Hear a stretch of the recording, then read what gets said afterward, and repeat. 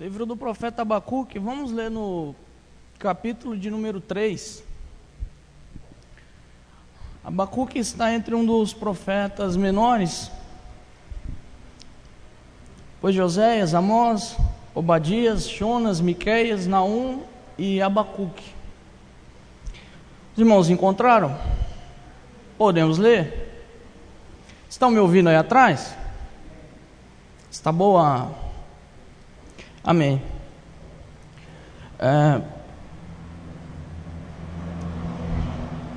Diz-nos a palavra do Senhor assim: oração do profeta Abacuque em forma de canto. Ouvi, Senhor, a tua palavra e temi. Aviva, ó Senhor, a tua obra no meio dos anos, torna-a notória. Deus o Senhor, na tua ira, lembra-te da tua misericórdia. Deus vem de Temã, e do monte Parã vem o santo, e a terra se enche de seu louvor. O seu resplendor é como a luz, raios brilham da sua mão. Ali está velado o seu poder. Adiante dele vai a peste, e a pestilência segue os seus passos. Ele para e faz tremer a terra, olha e sacode as nações. Esmigalham-se os montes primeiros, os outeiros eternos se abatem perante ele. Os caminhos de Deus são eternos. Vejo as tendas de Cusã em aflição, os acampamentos da terra de Midian tremem. Acaso é contra os rios, Senhor, que tu estás irado? É contra os ribeiros a tua ira? Ou contra o mar, o teu furor? Já que andas montados nos teus cavalos, nos teus carros de vitória, tiras a descoberto o teu arco, e farta está a tua aljava de flechas. Tu, Senhor, fendeste a terra com rios, os montes te veem e se contorcem, passam torrentes de água. As profundezas do mar fazem ouvir a tua voz e levantam bem alto as suas mãos. O sol e a lua param nas suas moradas. Ao resplandecer a luz, as tuas flechas semelhantes ao fulgor do relâmpago da tua lança. Na tua indignação, tu marchas pela terra. Na tua ira, calças aos pés as nações. Tu sais para salvamento do teu povo, para salvar o teu ungido. Feres o telhado da casa do perverso e lhe descobres todo o fundamento. Tu traspassas a cabeça dos guerreiros do inimigo com as tuas próprias lanças, os quais como tempestade avançam para me destruir. Regozijam-se como se estivessem para devorar o pobre às ocultas. Marchas com os teus cavalos pelo mar, pela massa de grandes águas. Ouvi-o, Senhor, e o meu íntimo se comoveu. A tua voz tremeram os meus lábios. Entrou a podridão nos meus ossos, e os meus joelhos vacilaram. Pois em silêncio eu devo esperar o dia da angústia, que virá contra o povo que nos persegue. Ainda que a figueira não floresça, nem haja fruto na videira, o produto da oliveira minta, e os campos não produzam mantimento, as ovelhas sejam arrebatadas do aprisco, e nos currais não haja gado. Todavia, eu me alegro no Senhor, exulto no Deus da minha salvação. O Senhor Deus é a minha fortaleza. Ele faz os meus pés como os pés da corça, me faz andar saltitantemente. Ao mestre e chefe de canto para instrumentos de corda. Amém? Eu quero orar junto com os irmãos, pelo pastor Everson. Ele foi pregar em São Paulo, por isso que estou trazendo a mensagem de hoje. Peço que os irmãos orem pelo Everson, que ele está cumprindo com o seu dever. Quero orar pela irmã Maria, esposa do pastor Paulo, que nós conhecemos, e eu creio que ela já está debaixo das orações de muitos irmãos. Quero orar pela irmã Sebastiana, que também passa por aflição. Quero pedir oração pelo Gabriel, O Gabriel é irmão do cunhado da minha esposa. Um jovem que está passando por uma enfermidade, descobriram um câncer. Um jovem de 24 anos, 22, 26 anos. Então, todos esses casos, exceto o Everson, são aflições de doenças. E muitos irmãos aqui já sofreram, alguns sofrem, tem na família que sofrem e sabem como que é difícil a gente lidar com essas pragas se não tiver Jesus Cristo. Então peçamos que Deus esteja na vida dessas pessoas. Não oramos em primeiro lugar por cura. A cura ela está debaixo da vontade soberana de Deus. Mas vamos orar em primeiro lugar pela cura da alma, para que o espírito dessas pessoas que não estão no mesmo estado de saúde que nós goze de uma paz que só Deus pode dar. Amém? Oremos ao Senhor. Nosso Deus, Tu és soberano, Pai. Tu és digno de toda honra, de todo louvor. Toda adoração, Senhor, genuína, unicamente pertence a Ti. Que os frutos dos nossos lábios, ó Senhor, sejam para a glória de Cristo. Que nossa vida seja um altar constante dedicado ao Senhor. Ó Deus, tenha misericórdia, Senhor, de nós, tenha piedade de nós, Senhor, porque pecamos muito contra o Senhor. Nós não somos dignos nem de mencionar Teu santo nome. Ainda assim o Senhor nos perdoa e nos salva através de Cristo.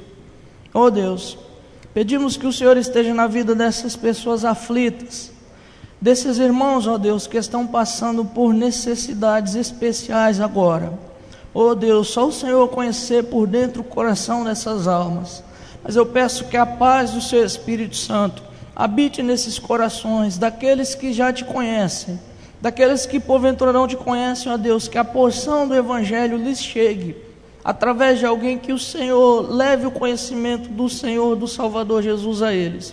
Refrigera-lhes as almas, ó Deus. Sentimos as dores da aflição desses irmãos, mas Tu, Senhor, sê com eles, como o Senhor é com o justo.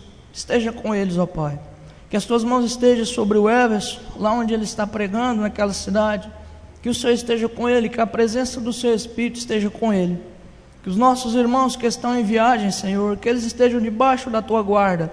Que todos eles sejam tocados pelo Teu Espírito. Que eles sejam guardados, Senhor, em seus caminhos. Que nenhuma tragédia horrenda, nenhuma praga, Senhor, alcance os Teus filhos. E aquelas que vierem, que o Senhor possa dar força e sustento aos Teus filhos, ó Deus. Agora eu peço, Senhor, que o Senhor me conceda graça para trazer essa palavra a esses irmãos.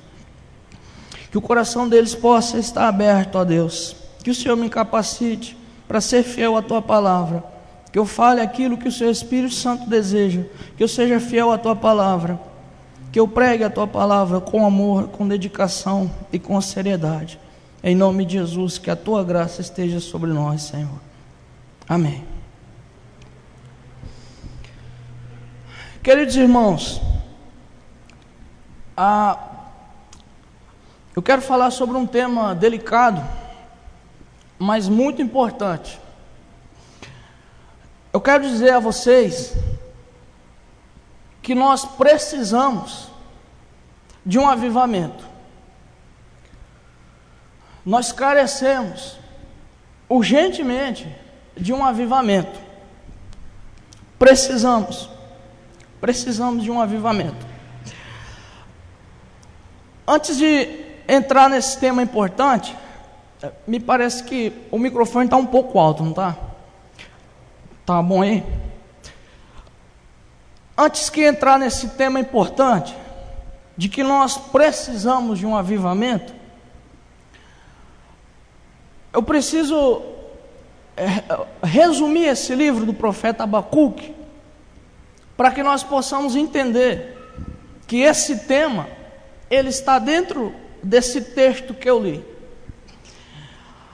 O livro do profeta Abacuque, no capítulo 1, ele começa a observar a sociedade em volta dele. Ele olha para o povo de Judá, que foi onde ele profetizou. E ele olhava para a nação de Judá e ele só conseguia ver impiedade.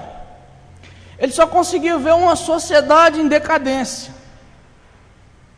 Ele dizia: Deus, só prevalece a mentira, a injustiça, a tirania, pecado sobre pecado. No capítulo 1, ele começa a observar a sociedade em volta, e ele começa a ficar preocupado. Quando nós lemos o livro do profeta Abacuque, é essa forma, é um curto livro, tem 3 capítulos. Ele começa a ficar indignado.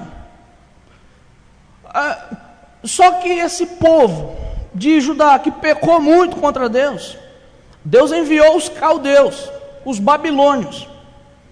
E esses babilônios, eles destruíram o povo de Judá. E aí a indignação do profeta Abacuque aumentou. Porque se ele olhava para a impiedade do seu povo, Judá, e ficava indignado e admirado, agora o lema dele é outro. Deus, como que o Senhor permite que o ímpio devore alguém que é mais justo do que ele? Então ele começa a questionar Deus no capítulo 2, no capítulo 1. E ele começa a ficar indignado com Deus, o profeta. O capítulo 2, ele começa o capítulo dizendo: por isso que, quando ele começou a questionar Deus, ele ficou preocupado. Então ele disse: eu me pus em guarda, eu passei a vigiar. Eu passei a vigiar e a estar atento. O capítulo 2 começa assim: para ouvir a voz de Deus. E Deus fala com ele no capítulo 2.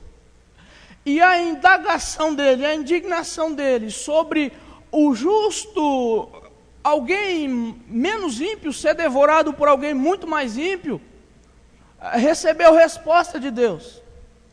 Então no capítulo 2, Deus fala para ele, ele diz que o ímpio não ficaria impune, que mais cedo ou mais tarde, Deus em sua providência infinita, haveria de punir o ímpio. Logo, logo, esse povo que devorava o povo de Judá, que fazia com que mesmo alguns que serviam a Deus também sofressem as consequências do pecado da nação, Deus haveria de trazer justiça. É por isso que no capítulo 2 diz assim: aquele que devora o ímpio, quem? Os babilônios, a alma deles são inchadas. Mas Deus diz para o profeta Abacuque: mas o justo viverá da fé. Esse é o capítulo 2. No capítulo 2, Deus deu a resposta para ele. Deus lhe deu a resposta. E o capítulo 3 não é mais a fala de um profeta indignado, não é mais a fala de alguém sem esperança, que olhava para a nação e que não conseguia ver qualquer perspectiva de mudança, de solução, de salvação. Mas o capítulo 3 é um cântico.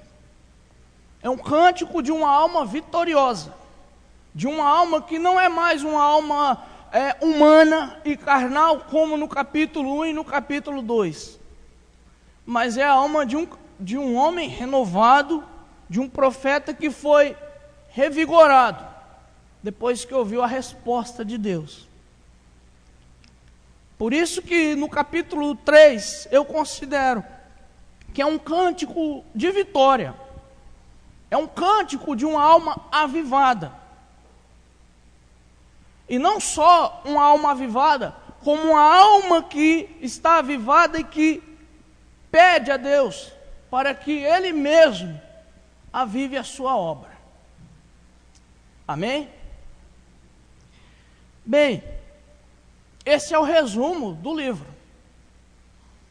Então, voltando ao nosso tema, precisamos de um avivamento. E uma pergunta importante que nós precisamos fazer é essa: por que nós precisamos de um avivamento? Por que eu, você, a igreja, precisa e carece de um avivamento? Então eu considero a primeira questão essa, junto com o profeta Abacuque. Abacuque olhou e viu a sociedade em decadência. Então o meu primeiro ponto é esse. Por que nós precisamos de um avivamento, João? E eu responderia: olha a sociedade em volta. Observe. O profeta Abacuque, ele passou a olhar o povo. Ele passou a olhar em volta. E o que ele viu? A decadência da sociedade. O que ele viu foi assassinato. O que ele viu foi violência. O que ele viu foi mentira. Foi prostituição. Banalização do nome de Deus. Foi isso que ele viu no capítulo 1. E eu convido vocês para olharem em volta. Olhem em volta da nossa cidade. Andem nessas regiões aqui, pelas sextas-feiras e sábados e domingos à noite, e veja a decadência dessa sociedade. Veja como que essa sociedade, ela inverte os valores. Vejam vocês, os canais de televisão, a grande mídia, quando alguém maltrata um animal, a grande mídia fica em cima. Vocês já viram, não é? Essa semana alguém matou um cachorro, vocês viram. Rede Globo, Bandeirantes, Rede Record e essas coisas aí, vocês sabem. Mas eu nunca vi nenhum canal de televisão fazer uma matéria sobre as pessoas nas ruas. E quando faz, raramente isso acontece. Uma sociedade que, conforme diz o livro de Jó, bebe iniquidade como se bebe água. Água. A mesma necessidade que nós temos de beber água para subsistir, na linguagem da Bíblia diz assim: essa sociedade, esses homens natural, vivem cobiçando, coabitando, amando o pecado como você bebe água. Olhe em volta. Nós precisamos de um avivamento, irmãos. Só um avivamento é que pode mudar o curso dessa sociedade. E por isso eu falo, como eu sempre fiz e faço, que não adianta métodos humanos, nem humanos e nem humanistas, para se tratar uma ferida tão grosseira e tão maldita e incurável que é o pecado. Não adianta nós criarmos táticas humanas, métodos humanos. Essa semana eu vi um especialista dando uma entrevista, uma antropóloga e socióloga, e ela dizia assim: o problema dessa juventude na violência no Brasil, no Rio, em São Paulo, em Heliópolis, na Rocinha, é o meio em que vivem. Não é o meio, não. É o coração corrompido do ser humano, que é pecador, que é pecaminoso. Não é o meio. E eu digo que só um avivamento pode mudar o curso dessa sociedade decadente. Conforme os apóstolos diziam: salvai-vos dessa geração perversa, dessa geração que está perdida, que está indo para o abismo, que não tem solução. Olhem em volta. Precisamos de um avivamento. Só um avivamento pode acometer essa cidade e tirar essa desgraça em que vivemos. Como o profeta, ele viu que precisava algo ser feito. Por isso ele diz: aviva a tua obra, Senhor. Aviva. Mas considere, irmãos, em segundo lugar, por que um avivamento é importante? E eu entendo que o avivamento ele vem para restaurar o vigor da igreja. E pensem vocês, o que é um avivamento?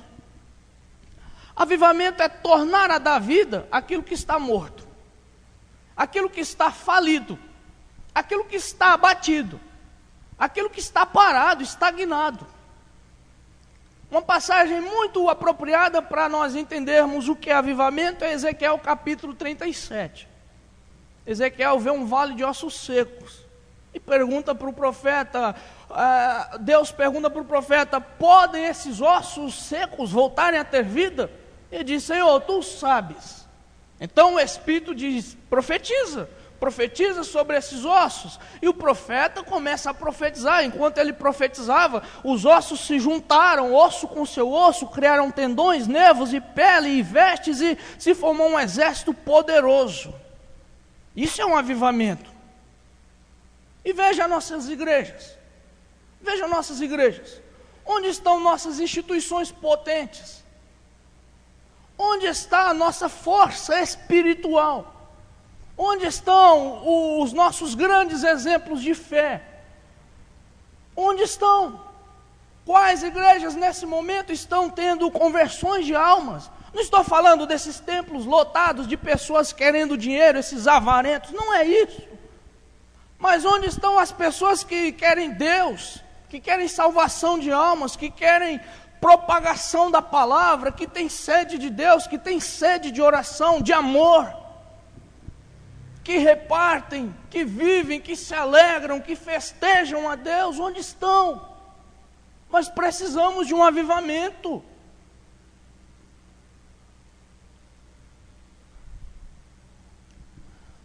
Isso é para nos preocuparmos, queridos irmãos. A ferida de vocês é a mesma ferida minha. Quando o avivamento vem, a igreja é fortalecida, a igreja é robustecida. Não é mais a luta pelo braço carnal, é a luta pelo braço do Senhor. Quando o avivamento vem, ele restaura o vigor da igreja. Qual que é a norma de vida da igreja de Cristo? O apóstolo Paulo nos fala, Romanos capítulo 12, versículo 11, sede fervorosos em espírito. Fervorosos. O que é fervor? Vem de fervura mesmo, vem de um caldeirão fervendo. Observe, por exemplo, um caldeirão, uma caldeira, na sua maior potência. Essa figura que Paulo disse, é assim que a igreja do Senhor deve andar, no temor do Senhor, no seu amor por Deus, na sua fé, uma fé fervente, fervorosa. E eu pergunto para vocês, nós estamos vendo isso em nós, em nossa igreja? Em outras igrejas? Nós não estamos vendo, não. Nós não vemos. Precisamos de um avivamento, irmãos, para restaurar o vigor da igreja. Nós andamos muito aquém do desejo de Deus para a sua igreja. Alguns estão aqui que têm mais anos de experiência cristã do que eu e podem até me ensinar. E vocês sabem que há 20, 30 anos atrás as pessoas andavam quilômetros a pé para celebrar um culto. Estou errado? Estou certo. Está escrito em livro, está escrito em história. Irmãos mais idosos conseguem nos dizer essas histórias. Volta ou outra eu converso com mais idosos, eu gosto de ouvir eles. E as histórias são muito engraçadas. Tem alguns pastores que pegam 2 filhos, 3 e põem em cima de uma mula e sai para ir para o culto. E anda 10 quilômetros para cultuar a Deus. Hoje nós temos carro, temos internet, temos televisão, as pessoas não querem saber de Deus. Porque Deus era prioridade para eles. O culto para Deus é importante para eles. A vida de oração é importante para eles. O amor pelos perdidos é importante para eles. Mas olhem para nós. Agostinho, no 4º século, disse assim, ele olhou para a igreja naqueles dias, e ele observou a igreja cheia de pompa, rica. A igreja estava começando, o catolicismo romano estava começando a dominar. E ele disse, essa igreja tem o ouro e a prata, mas não tem o poder de dizer, levanta e anda em nome de Jesus. E nós temos ouro e prata, mas nós não temos poder do alto. Nós não temos. Então só um avivamento pode fazer isso. Amém? Mas consideremos essa questão. Por que nós não sofremos um avivamento? Por que, João? Por que eu não experimentei um avivamento? Por que eu não vi ainda um despertamento em nenhuma igreja? Por que eu ainda não participei? E eu penso que é da vontade de Deus avivar a sua igreja, dar um avivamento para a sua igreja. Mas pensem vocês, por que nós ainda não experimentamos um avivamento? Então eu considero alguns obstáculos. Por que nós não passamos por um avivamento? Primeiro, porque eu vejo que há um grande preconceito com o sobrenatural. Por que nós não vemos um avivamento? Porque há um preconceito com o sobrenatural.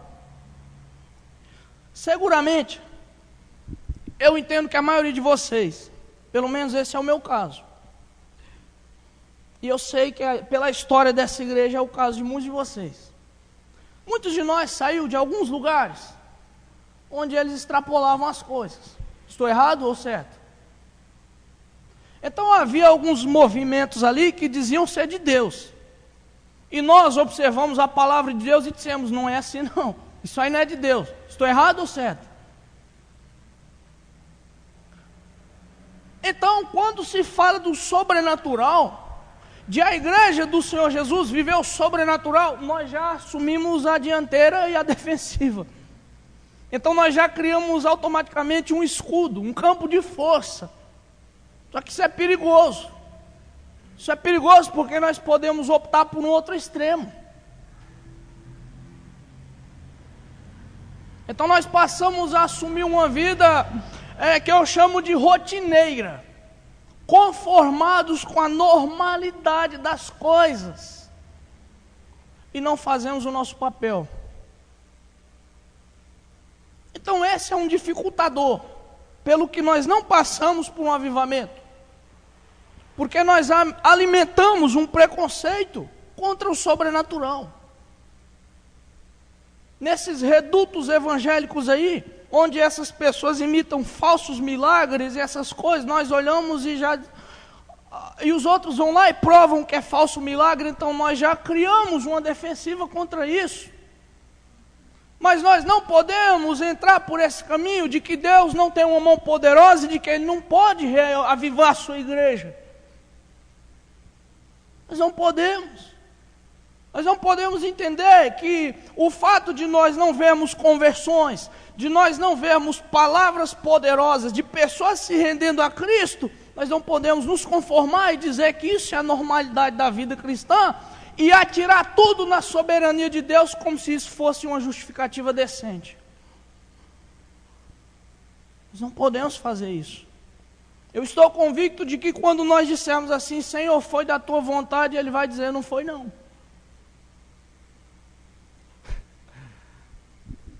Foi da tua vontade, Senhor, que alguém fosse ao inferno sem que eu pregasse o Evangelho? Não foi. Foi da sua vontade, Deus, que eu fizesse 1000 coisas e deixasse 0,5% de uma delas para ti? Não foi. Não foi. Mas um outro fator dificultador, pelo que nós não vemos um avivamento, é o oposto disso. Não é o preconceito com o sobrenatural, mas é o desprezo pelas coisas pequenas. E preste atenção, e esse ponto aqui fala muito conosco. Eu penso que nossa igreja entra nesse ponto aqui. Eu e você nos encaixamos nisso. Por que nós não experimentamos e não vivemos um avivamento? Porque nós desprezamos as coisas pequenas. Nós desprezamos. Veja, por exemplo, uma reunião de oração, que é um dos pontos importantes de uma igreja avivada. Se tem uma pessoa orando, ele fica lá orando, e ninguém vai orar com ele. Se tem 2, deixa os 2 orando. Eles são os profetas e intercessores da igreja. E nós desprezamos. Se tem um culto, tem 2, 3 cultuando, só ficam eles. Se tem uma escola bíblica, se tem uma conferência, se tem um trabalho de seminário, 2 ou 3. Meus irmãos, isso não está certo. Nós desprezamos as pequenas coisas. Agora imagine se a nossa atitude fosse diferente. Imagine que se alguém diz assim, vamos orar lá tal dia, e 10 dizem vamos, e 20 diz vamos, e 30, e a igreja inteira começa a orar.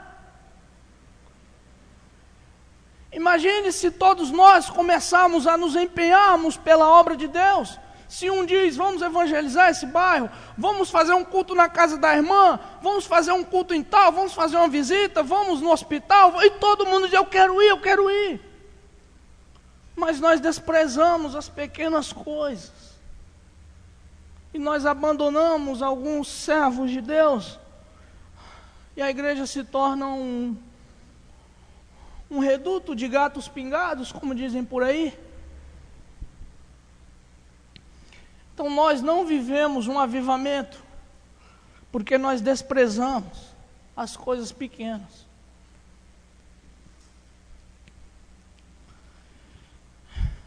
Amém? Mas em terceiro lugar, por que nós não sofremos um avivamento? Porque nós estamos satisfeitos sem ele. Estamos satisfeitíssimos. Leonard Ravenhill, ele escreve 2 livros sobre avivamento.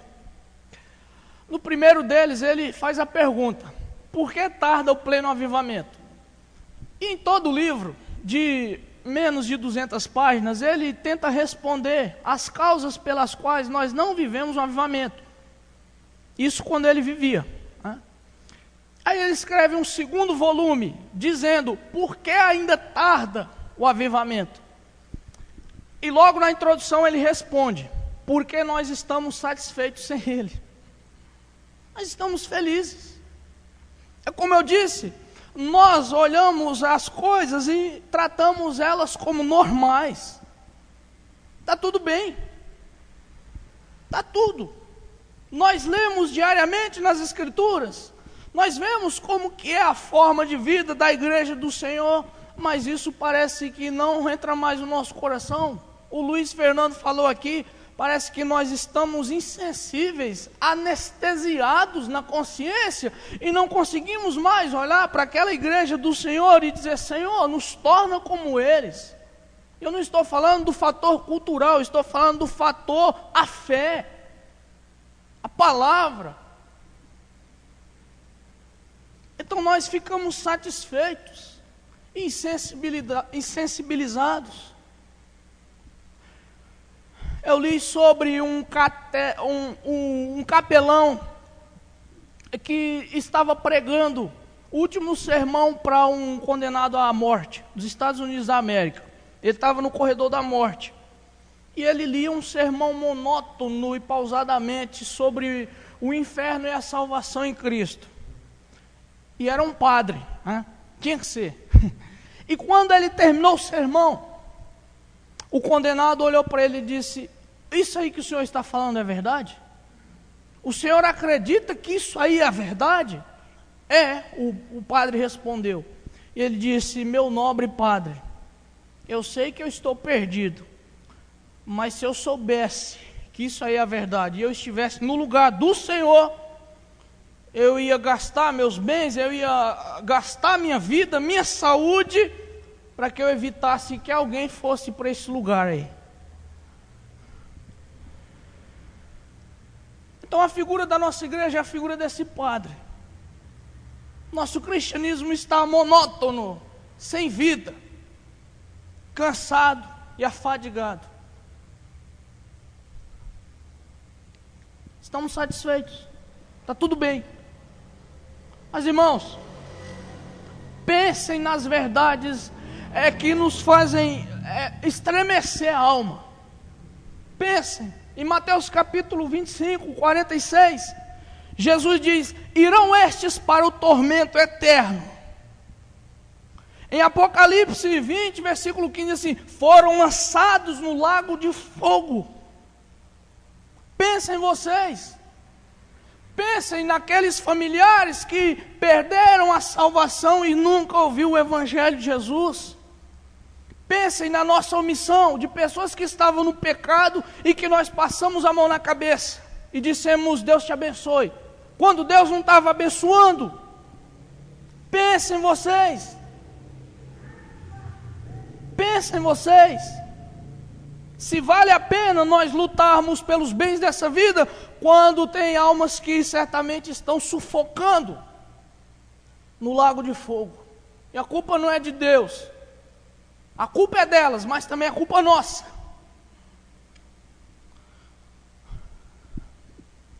Nós estamos satisfeitos com o decurso da igreja. Mas não nos satisfazemos com isso, irmãos. Não aceitem. Amém? Agora, irmãos, imaginemos que todos esses obstáculos sejam removidos. Eu não vou ser aqui o profeta do cataclismo. Eu não vou ser aqui um profeta fatalista. Eu estou muito longe disso, eu estou meio disso, eu tenho medo disso, eu combato isso. Mas vamos semear um pouco de esperança aqui. Imaginemos que nós passemos a tomar o caminho da igreja, que nós passemos a viver em conformidade com aquilo que Deus quer, e que Deus decida nos dar um avivamento. O que é que acontece no avivamento? O que acontece no avivamento? O que nós podemos ver que acontece no avivamento? Eu entendo que, primeiro, se uma igreja vive em avivamento, se uma pessoa está avivada, se uma nação, que seja, está avivada, o avivamento traz temor de Deus no coração. Temor. Vocês viram que o profeta disse: ouvi tua palavra e temi. Temor. Quando Deus derrama um avivamento sobre uma pessoa, sobre um grupo, ou sobre uma nação, uma cidade, o temor é amargo. O temor. Temor. As pessoas, elas não tratam mais Deus e as coisas referentes a Ele como comuns, como banais. Não. Vocês olham em volta essa sociedade aí, como o profeta Abacuque. Vocês veem como que a moda agora é brincar com o nome de Deus. Vocês sabem uma moda que está entrando dentro do seio das igrejas, que é uma coisa chamada humor gospel. Vocês já viram isso? Vocês estão vendo isso na internet? De igrejas que tiram esse púlpito daqui e 2 ou 3 comediantes gospel começam a fazer piada em nome de Deus, em nome da fé, em nome das instituições, etc.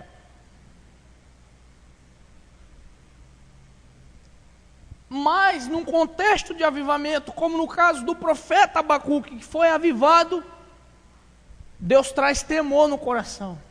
Temor, Senhor. Abacuque era um que dizia: Deus e a sua justiça. Deus, o justo mata, o ímpio é morto o ímpio mata o justo e o Senhor não faz nada. Como pode, Senhor? Mas no capítulo 3 é o contrário. Ele diz: depois que eu te ouvi, Senhor, eu temi. Eu temi. Eu temi. A Bíblia trata aqueles que servem a Deus como tementes a Deus. Jó, Deus diz assim: viste o meu servo Jó, como é reto, justo, temente a Deus e se desvia do mal. Temente a Deus. Atos capítulo 10 diz: Cornélio, um homem temente a Deus. Atos capítulo 9 diz: Ananias, que batizou Paulo, era um homem judeu temente a Deus. Temor. Temor não é apenas medo, mas é convicção de que você está diante daquele que merece toda a sua reverência. Temor. Quando Deus manda um avivamento ao nosso coração, queridos irmãos, nós passamos a temer a Deus, a temer as coisas de Deus, a tratar a oração com reverência, a palavra com reverência, as coisas de Deus, seus deveres sagrados com temor, com reverência. Nós não temos sequer a ousadia de brincar com o nome de Deus, de fazer piada com as coisas de Deus, porque Deus dá temor. Mas em segundo lugar, o que acontece se um avivamento vier sobre a igreja? A propagação do Evangelho. E vejam vocês que o profeta diz: aviva a tua obra e a notifica. Dá notícia. Boas novas é a notícia. A notifica, Senhor. Abacuque, depois que foi tocado por Deus, que foi avivado na alma, ele diz: aviva a tua obra, Senhor, e a torna notória. Dá notícia, Senhor. Propaga a tua obra no meio dessa geração decadente. Faz teu nome ser propagado entre esse povo, Senhor. Evangelismo não produz avivamento, mas avivamento produz evangelismo. Evangelismo não aviva corações, mas corações avivados evangelizam. Talvez você assumiu uma postura, ou eu, de que evangelismo, de que propagação do evangelho é para quem tem dom. A Bíblia não fala disso. A Bíblia não fala que o dom exime a responsabilidade daqueles que não têm. Quando a Bíblia fala do evangelismo, fala que todos nós temos esse dever. Ide por todo mundo, pregai o evangelho a toda criatura. Quem crê e for batizado será salvo. Quem não crê já está condenado. Ide fazer discípulos em toda a nação, em todas as nações. O ide não se resume para quem tem dom. Todo mundo tem dom.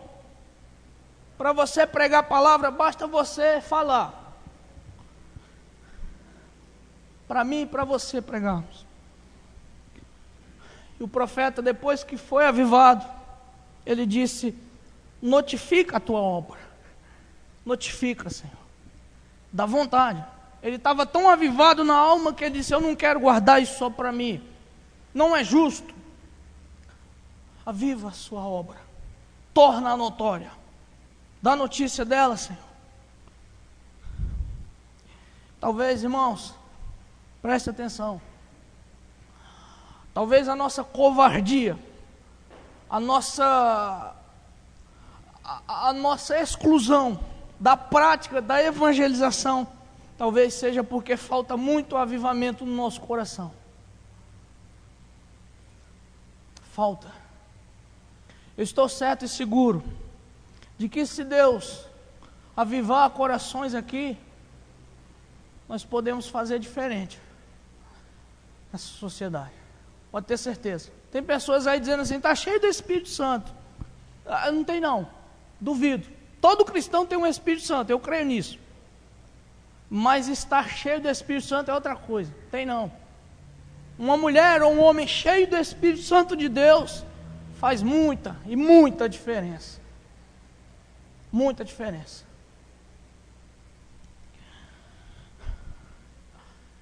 Então, quando Deus traz um avivamento sobre o seu povo, a propagação dele, de sua obra. Mas consideremos também, em terceiro lugar, que no avivamento, Deus manifesta a sua glória. Se os irmãos repararem nesse cântico de Abacuque, o cântico, na verdade, é uma revelação do que ele viu depois que recebeu a resposta de Deus no capítulo 2.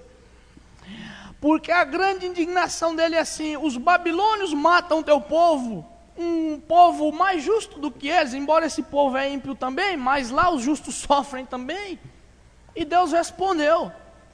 E o capítulo 3 é a figura de alguém que vem avassaladoramente montado em cavalos de guerra, com seu exército poderoso, perante quem a terra treme, os mares se fendem, ele caminha, cavalga sobre as montanhas e nuvens. É Deus. É Deus. O capítulo inteiro descreve a glória de Deus. De Deus. E eu afirmo para vocês, pelo que eu leio, pelo que me informam, as pessoas que já partiram em suas biografias e tanto os irmãos de hoje, que já viveram ou tentaram experimentar um avivamento, ou o começo dele, de que a glória de Deus é manifesta. Manifesta. No avivamento a figura dos homens não aparece, só aparece a figura de Deus, a pessoa de Deus e do seu Cristo, a grande obra do seu Espírito Santo. Amém. O capítulo inteiro é o profeta dizendo de que forma Deus vem, glorioso, punindo o ímpio, fazendo justiça, que era o que ele queria.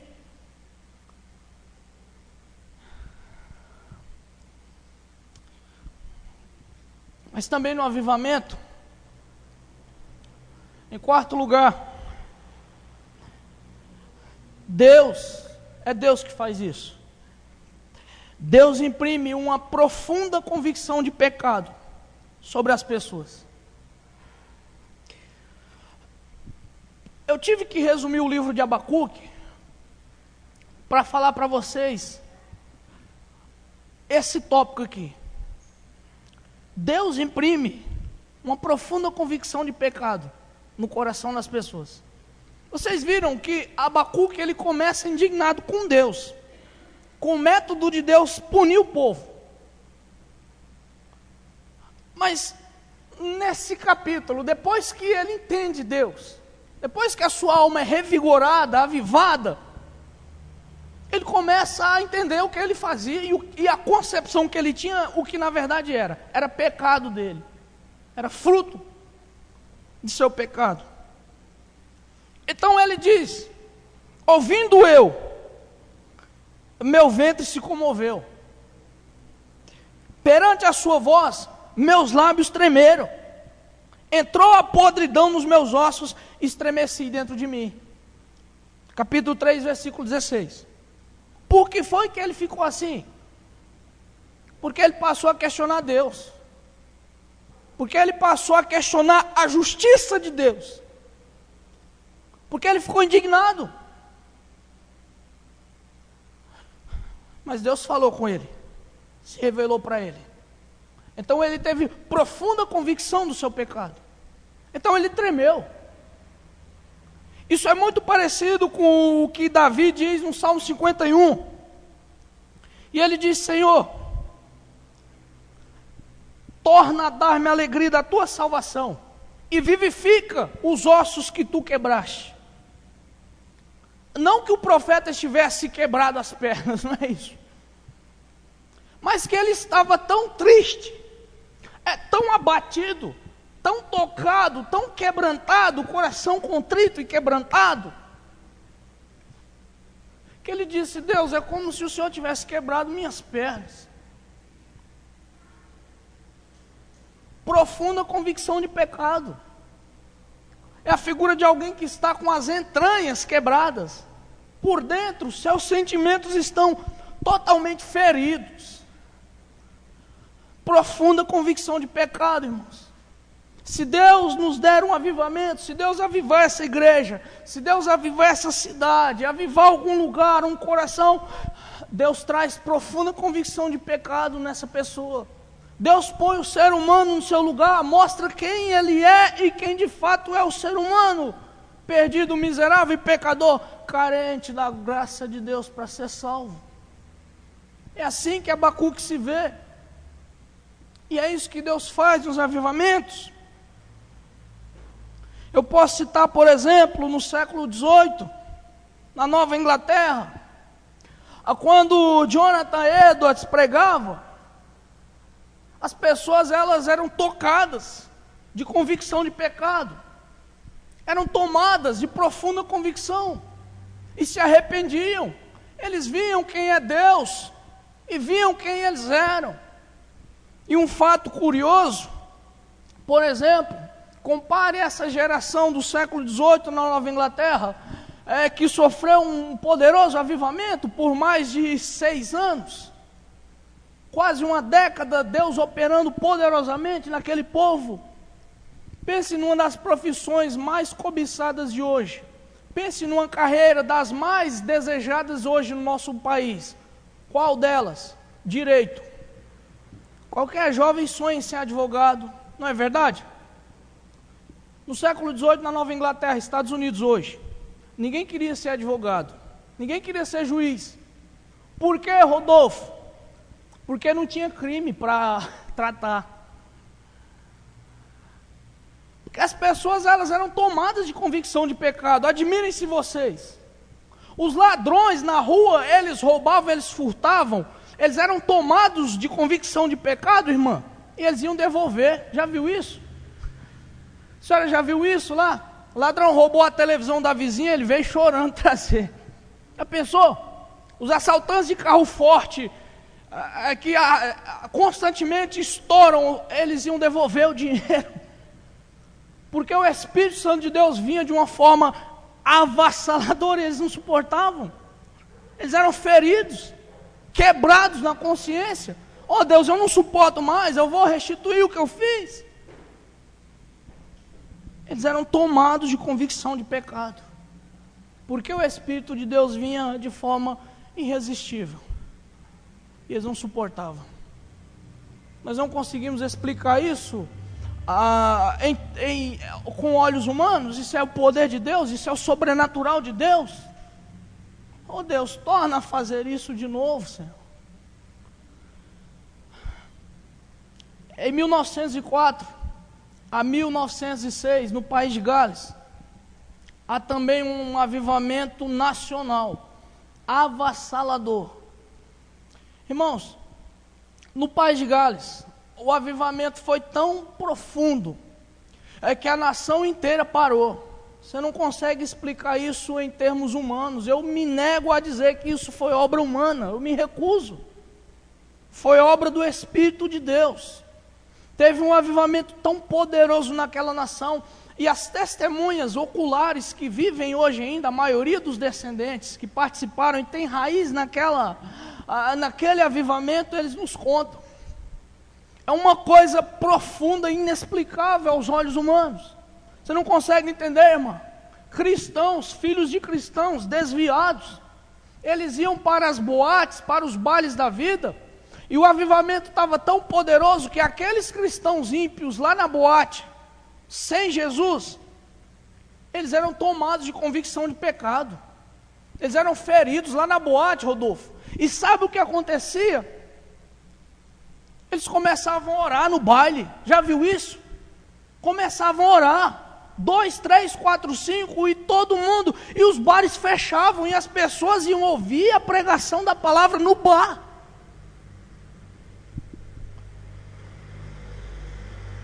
Isso não tem explicação, exceto pelos olhos da fé, exceto aos olhos da eternidade. Vocês imaginem, o rancho Quarto de Milha foi tomado de convicção de pecado, e Jesus Cristo foi exaltado ali. As cadeias, é incrível. E alguém vem e testemunha e diz: aqui tem uma delegacia, e aqui do lado eu tenho um policial cristão que está pregando, e aqui eu tenho 300 pessoas na porta da delegacia de joelhos e orando. E lá dentro o delegado e todo mundo lá está tomado de convicção, está todo mundo chorando lá dentro. Os bandidos lá não estão se assassinando lá dentro, eles estão chorando, orando, clamando. O que eles clamavam? Deus, tem misericórdia de mim, pecador. Isso é avivamento, irmãos. Isso é avivamento. A gente não consegue entender. As pessoas iam tomar bebida alcoólica e eles não conseguiam. Eles estavam nas boates, nos bailes, eles começavam a tremer, sem ninguém. Alguém abria o culto, a igreja de manhã, para que os irmãos, muitas igrejas fazem isso hoje, alguém vai orar na igreja, a igreja fica aberta sempre, não é o nosso caso, né? Mas as pessoas, elas começavam a orar, e sem ninguém espalhar notícias, sem fazer campanha, sem colocar no Facebook, sem passar um carro fazendo propaganda do culto, as pessoas começavam a encher a igreja, sem ninguém convidar. Isso era o poder de Deus. Eu e você precisamos de um avivamento. Precisamos muito de um avivamento. Mas o meu último ponto, e eu já vou encerrar. No avivamento, Deus traz profunda alegria e esperança ao seu povo. Por isso que Abacuque agora é um homem cheio de fé e de esperança. Ele viu a nação desolada, castigada, morta. Mas ele não diz: Senhor, agora acabou, tira a minha vida, basta. Ele não diz isso. Ele não se entrega, como fez Elias quando fugia de Jezabel: Senhor, tira a minha vida, que eu não sou melhor do que meus pais. Não, ele viu a terra desolada, ele viu o povo inundado de pecado, mas ele que estava com o coração avivado, ele disse: ainda que a figueira não floresça, não haja fruto na videira, o produto da oliveira minta, não haja ovelhas no aprisco e falte gado no curral, todavia, eu me alegrarei e exultarei no Deus da minha salvação. Porque quando Deus aviva uma alma, a nossa esperança é maior, irmãos. Nós temos mais fé, nós pensamos mais na eternidade e deixamos de ser tão terrenos, que é o que somos. Isso Deus faz quando Ele aviva o coração de alguém. Vamos ficar de pé?